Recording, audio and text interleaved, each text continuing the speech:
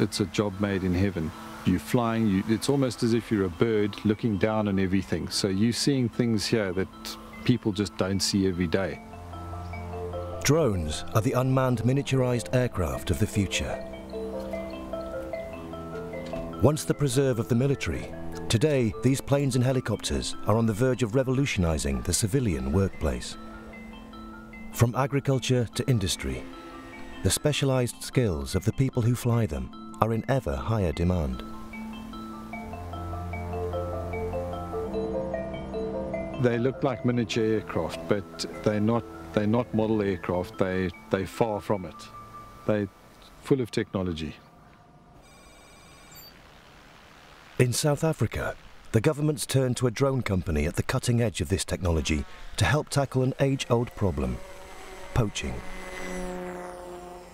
There's no other commercial drone operation of this magnitude being flown at the moment. And the whole project is really to detect poachers on the ground, to detect illegal activity in national parks where endangered species are being poached at an alarming rate.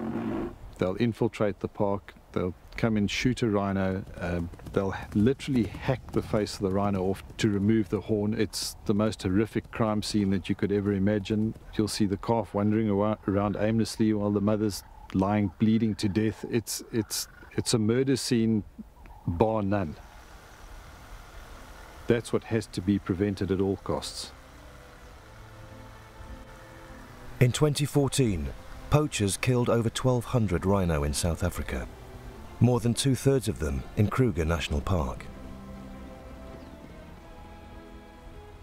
Rob Hanniford's team began operations there toward the end of that year. We've had some intelligence from the ranger who believes that there are going to be some incursions. It looks like the kind of missions that we're going to have to fly this evening are going to have to be stealthy missions, so it's going to be lights off. From their mobile launch unit, the team and their drones can see far into this enormous site, a park that's virtually the size of Wales. Rangers on the ground alone couldn't hope to police it, especially as darkness falls. We on the plane, please? Okay. Most poaching does take place at night. That's when the incursions happen. It's dark. The poachers obviously feel incredibly safe. So nighttime is the obvious time for anybody to be fiddling around in the bush. Rob's drone missions anticipate new ways to prevent needless animal deaths. 3, 2, 1. But the same technology is framing the future for many humanitarian assignments too. In Texas, the mission is disaster rescue. You stand out in the cold and the rain, and then as soon as the weather clears up with enough visibility, you launch. Dr. Robin Murphy has been flying drones at the site of major incidents since 2005, when the United States faced one of the worst natural disasters in its history, Hurricane Katrina. Miles and miles of devastation. And the responders called us out from Louisiana to help them in New Orleans.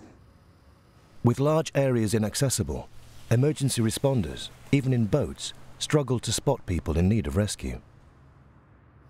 Robin's drones could reveal them, and in virtually real time. In less than 8 minutes, you could get data back, surveys, videotape, and things that would normally take 2 to 3 days to get the information any other way. Robin's experience in the aftermath of Katrina and 17 other disasters convinced her that drones will become essential tools for every emergency rescue team. They're not replacing people, they're doing things they can't do. They fly lower and go at different angles that would be horribly unsafe from the manned helicopters. So it's complementary. It's freeing them up to do the jobs that they do well, and using these smaller vehicles to get in and see data that you can't get from a satellite or you can't get from a manned helicopter. But drones aren't restricted to major disasters. They're already being flown in local search and rescue operations across the world. responders gain a vital new perspective from the skills that Robin and her fellow pilots have honed. You are basically doing a Vulcan mind meld with the robot. It's doing the flying, you're doing the looking and directing. I think of it as kind of similar to riding a horse or training a dragon, but from miles away. So even if it seems like it's a video game, there's the deep need to try to get the right data as fast as humanly possible so to actually help and make a difference.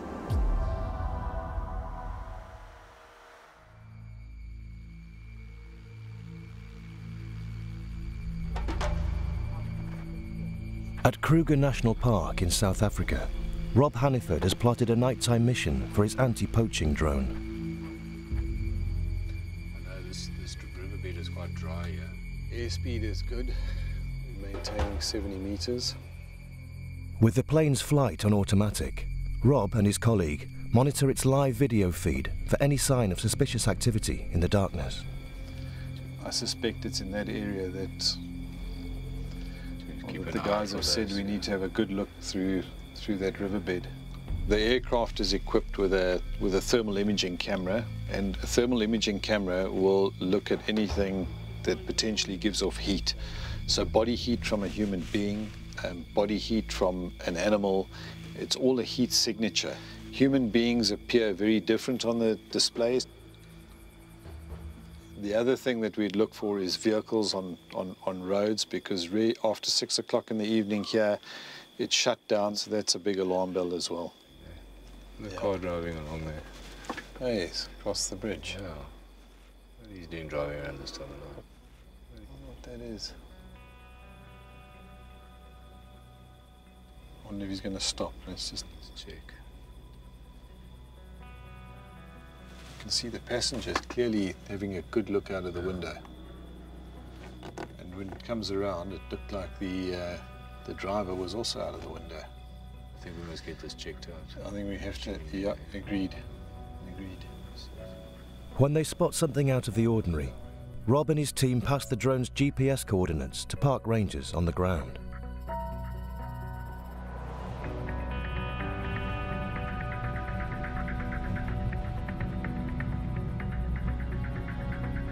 It's technology that can give them the jump on a group of would-be poachers. Yeah, It's cats. yeah, that looks like that looks like lion. It also helps to rule out an innocent game drive that has stopped to watch a pride of lions on the prowl.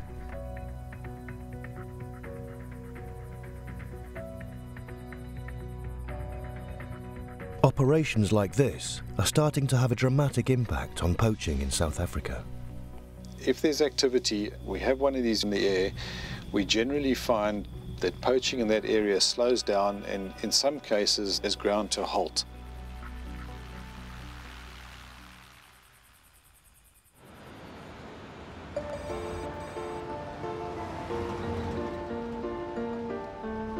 The drone business is building everywhere.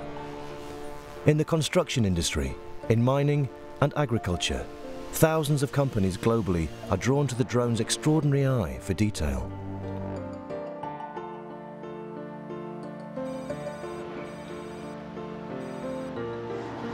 When it flies over and takes a series of hundreds or maybe 1,000 photographs, that's its only job. The camera just clicks away as it's flying and captures every bit.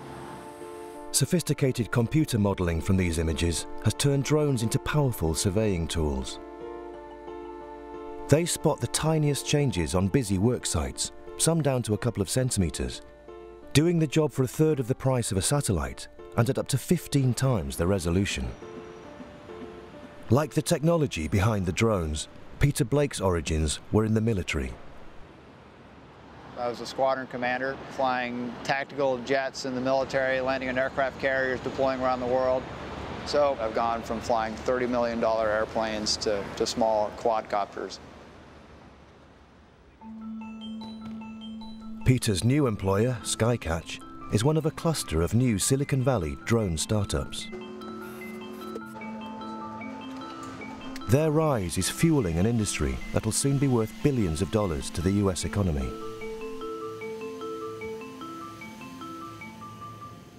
And the construction site is small, so maybe we could get these guys to do all three of these projects since they have maybe the aircraft and the cameras to support it. Yeah, and other people, so they could split up the work.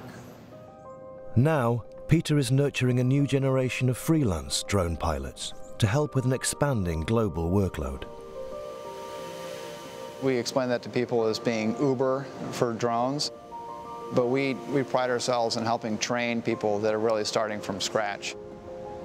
It's an early attempt to professionalize the thousands of men and women who own their own drones. From high school kids who are fascinated with robotics to retired airline pilots and everybody in between. We're helping give them an avenue to turn this into a business and earn some money from it. I definitely see this as a future, and it gives a whole generation of people access to this sort of technology. The drone industry as a whole will launch over 100,000 new careers over the next few years. Many more of tomorrow's workers look set to follow today's drone pilots. The job satisfaction of coming out and knowing at the same time that you're out there protecting something and helping these animals stay alive, enormous satisfaction.